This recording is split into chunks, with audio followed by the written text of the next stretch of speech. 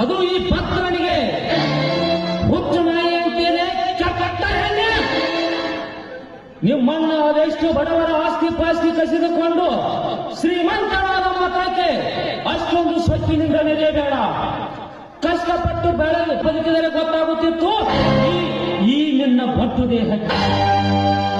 ನನಗೆ ಹುಚ್ಚು ನಾಯಿ ಅಂಗ.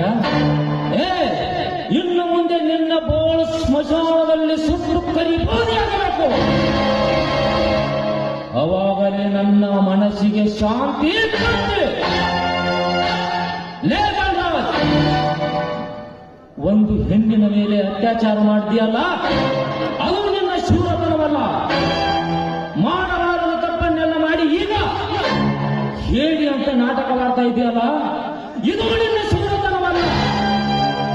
ಈಗ ನಿನ್ನ ಕಣ್ಣೆದುರಿಗೆ ಮತ್ತು ಈ ಸಮಾಜದ ಎದುರಿಗೆ ನಿನ್ನ ತಂಗಿಯನ್ನು 15 ಸೀದಾ ಬಾಲಕಿಯನ್ನಾಗಿ ಮಾಡಿ ಈ ಸಮಾಜದೆದುರು ನಿನ್ನ ತಂಗಿ ನರ